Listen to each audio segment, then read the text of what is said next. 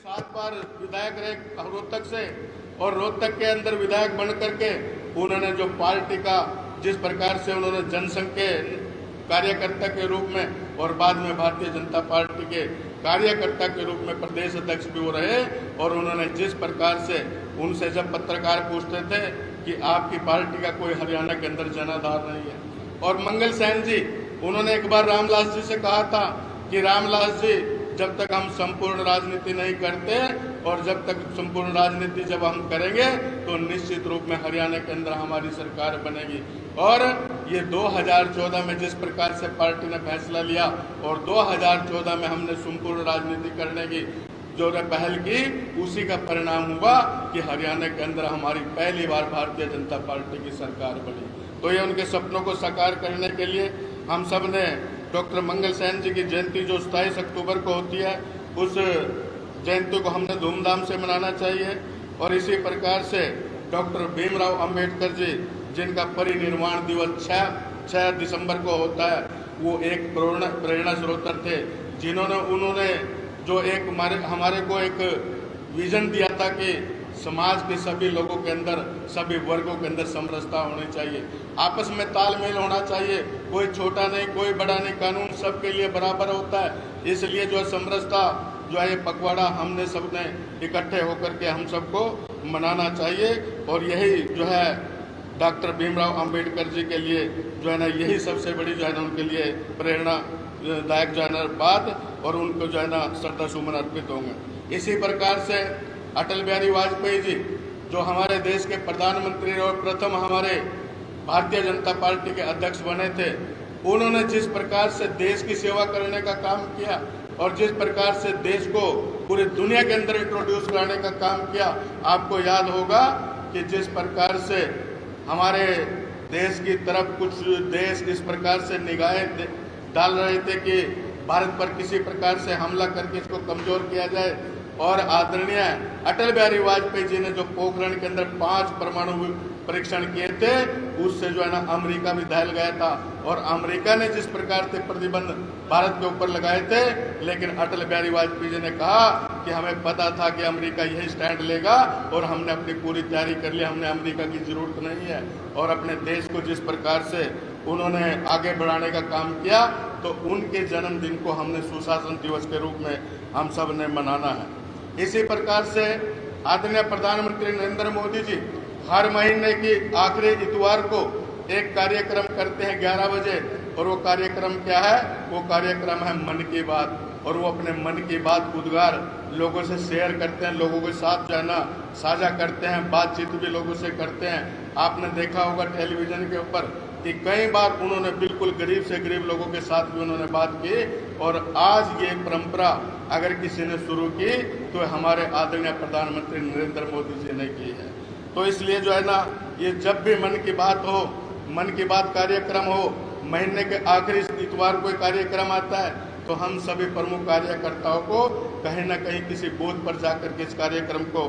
कार्यकर्ताओं के साथ बैठ करके हमें सबको जो है ना इस कार्यक्रम को करना चाहिए। इसी प्रकार से आप सबको पता है कि अभी 2 साल से कोरोना जैसी एक महामारी जिससे आज पूरी दुनिया त्रस्त है, और पूरी दुनिया में जिस प्रकार से इसका प्रकोप हुआ और भारत के अंदर भी ये बीमारी आई, लेकिन पूरी दुनिया त्राहिमाम कर रही थी। भारत पहला देश है, हमारे माननीय प्रधानमंत्री नरेंद्र मोदी जी के दिशा निर्देश में हमारे यहाँ के डॉक्टरों ने, हमारे वैज्ञानिकों ने अगर इसकी वैक्सीन बनाई है तो दुनिया में सबसे पहले एक नहीं 2 वैक्सीन बना करके हमारे प्रधानमंत्री जी ने एक रिकॉर्ड तोड़ा है। और आज तक हमारे देश के अंदर 83 करोड़ से ज़्यादा लोगों को वैक्सीनेशन हो गई जो 18 साल से ऊपर हैं। आज 83 करोड़ से ज़्यादा लोगों को, और हरियाणा के अंदर भी करोड़ों लोगों को, 2 करोड़ से ऊपर लोगों को ये वैक्सीन लग चुकी है। तो इस प्रकार का अभियान चला करके, और न केवल मात्र भारत के अंदर बल्कि हमारे आदरणीय प्रधानमंत्री जी ने दूसरे देशों के अंदर भी ये वैक्सीन भेज करके वहाँ भी मानवता को बचाने के लिए जो काम करने का काम किया, आज पूरी दुनिया के अंदर उसकी सराहना हो रही है। तो मित्रों, हमें इसका भी जो है ना प्रचार प्रसार करना चाहिए। और अभी 17 सितंबर को हमारे आदरणीय प्रधानमंत्री नरेंद्र मोदी जी का जन्मदिन था, और आदरणीय प्रधानमंत्री जी नरेंद्र मोदी जी ने कहा, कार्यकर्ताओं के सामने अपना प्रस्ताव रखा कि आप सब मेरा जन्मदिन मनाना चाहते हैं। अब मुझे खुशी होगी अगर मेरा ये जन्मदिन 17 सितंबर से लेकर 7 अक्टूबर तक अगर इसको सेवा के रूप में मनाया जाएगा तो मैं ये मानूंगा कि मेरे जन्मदिन के मनाने की सार्थकता हमारे कार्यकर्ताओं ने की है। और उन्होंने जिस प्रकार से सेवा के कार्यक्रम पार्टी ने बनाए कि इन 20 दिनों के अंदर, ये 20 दिन इसलिए रखे गए कि 17 तारीख को तो आदरणीय प्रधानमंत्री जी का जन्मदिन है और 7 अक्टूबर को आदरणीय प्रधानमंत्री नरेंद्र मोदी जी ने पहली बार गुजरात के मुख्यमंत्री के रूप में ये 2000 के अंदर जो है उन्होंने शपथ ली थी और 2001 के अंदर शपथ ली थी। ये 7 तारीख को आदरणीय प्रधानमंत्री नरेंद्र मोदी जी को सार्वजनिक जीवन के 20 साल पूरे होने वाले हैं, इसलिए ये 20 दिन के कार्यक्रम रखे गए हैं। और इन कार्यक्रमों के अंदर जन्मदिन के उपलक्ष्य में हमने अनेक प्रकार के कार्यक्रम हम सब लोगों ने किए होंगे, हम कार्यकर्ताओं ने किए होंगे। कहीं हवन यज्ञ किए गए, कहीं पौधारोपण किया गया, कहीं स्वच्छता अभियान चलाया गया। अभी 2 अक्टूबर को भी स्वच्छता अभियान हम सब लोगों ने महात्मा गांधी जी के जन्मदिन पर करना है। और 2 तारीख से लेकर के हमने 7 तारीख तक आदरणीय प्रधानमंत्री नरेंद्र मोदी जी को उनकी, अगर आपको 2 स्कीमें कोई भी आपको जो पसंद आई हो वो लिख करके उनके लिए आपने बधाई पत्र उनके लिए सीधा लिखना है। तो ये इस प्रकार के कार्यक्रम 10 कार्यक्रम मैंने आप सबके सामने रखे। मुझे पूरी उम्मीद है हमारे कार्यकर्ता अपने अपने क्षेत्रों के अंदर, अपने अपने बूथ के अंदर ये जो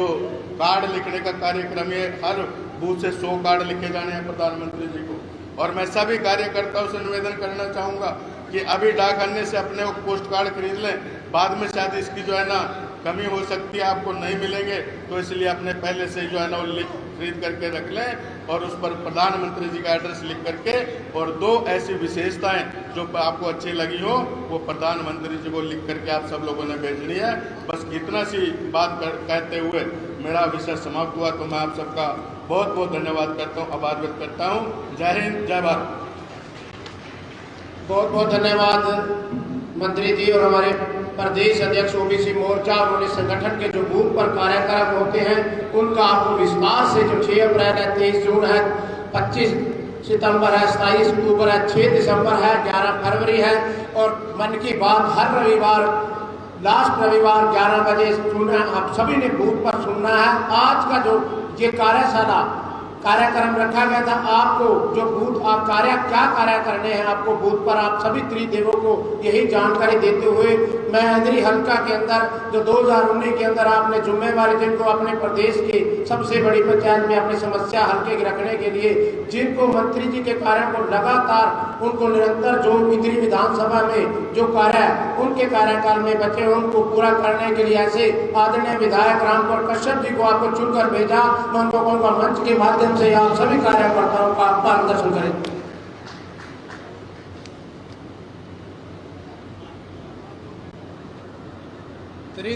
त्रिदेव सम्मेलन में पहुंचे हमारी पार्टी के प्रदेश के महामंत्री, पूर्व में रहे एमएलए लाडवा माननीय डॉक्टर पवन सैनी जी और उनके साथ मंच पर आसीन पूर्व में रहे मंत्री ओबीसी मोर्चा के प्रदेश नियोजक, जो अभी आपको बूथ स्तर पे जो हमें साथ जो काम करने हैं उनके बारे में मार्गदर्शन करके गए, ऐसे माननीय कर्णदेव कंबोज जी, साथ पर मंच पर आसीन हमारे जिला पार्टी के जिला प्रभारी माननीय दीपक शर्मा जी, हमारे जिला के प्रधान माननीय योगेंद्र राणा जी और पीछे मंच पर आसीन सभी सम्मानित नेतागण, मेरे सामने बैठे सभी त्रिदेव की सभी सम्मानित त्रिदेव के सभी मेंबर साहबान, पत्रकार छायाकार साथियों, मैं सबसे पहले तो जो हमारे यहाँ पर मेहमान आए हैं उन्होंने अपना मार्गदर्शन किया, जिला प्रधान का, प्रभारी जी का, डॉक्टर पवन सैनी जी का, कर्णदेव जी का और अन्य सभी नेतागण को जो बाहर से अतिथि के रूप में यहाँ पहुँचे, उन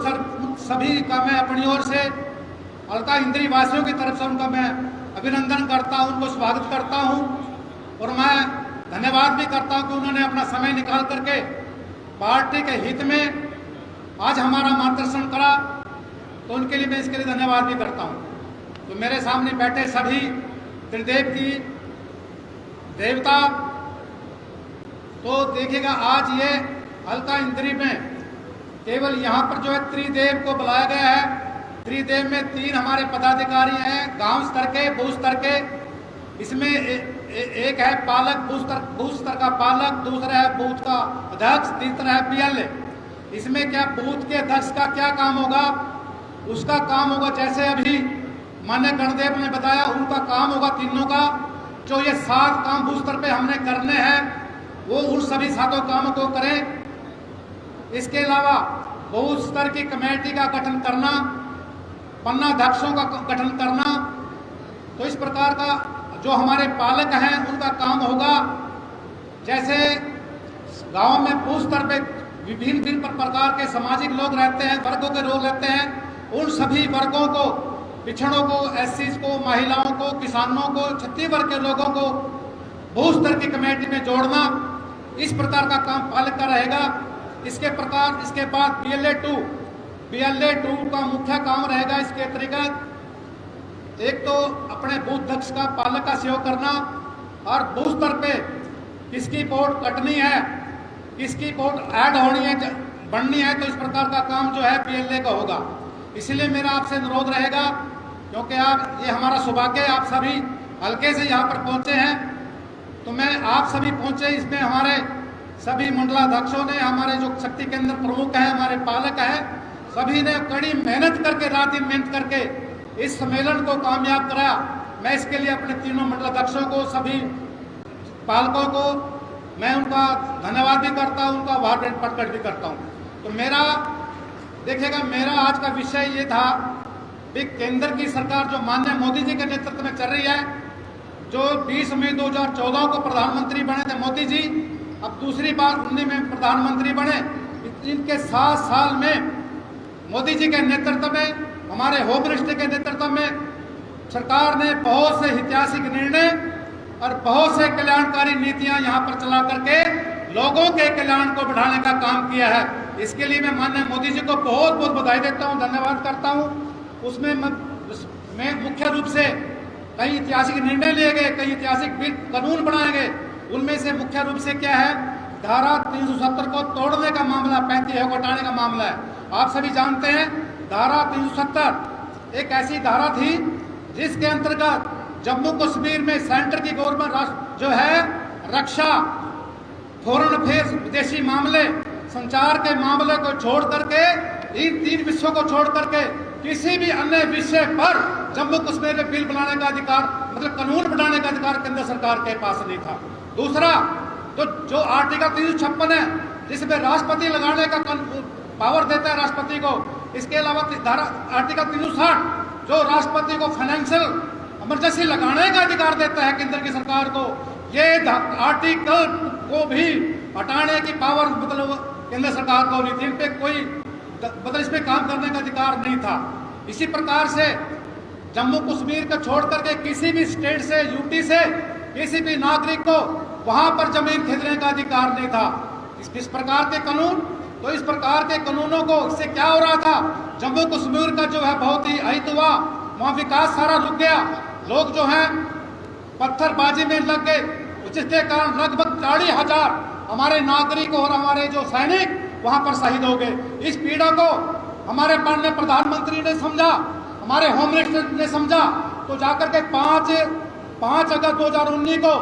राज्यसभा में धारा 370 और 35 को हटाने के लिए कानून बिल लाए, और वो बिल जो है कानून बन चुका है। अब धारा 370, 35 सदा के लिए जम्मू कश्मीर से खत्म हो गई है। ये काम, ये ऐतिहासिक निर्णय अगर किसी ने लिया, हमारी केंद्र की सरकार, हमारे माननीय प्रधानमंत्री, हमारे जो माननीय होम मिनिस्टर ने ऐसा काम करके दिखाया, जिसकी कोई कल्पना भी नहीं कर सकती थी। मेरा ये सौभाग्य है, जब ये बिल आया तो मैं भी उस समय राज्यसभा का मेंबर था, मुझे भी इस धारा 370 और 35 को हटाने के लिए अपनी वोट का इस्तेमाल करना, मैं इसके लिए अपना गौरवशाली समझता हूँ। इसके बाद देखिएगा 3 तलाक की बात। 3 तलाक देखिएगा, इससे 3 तलाक क्या होता है,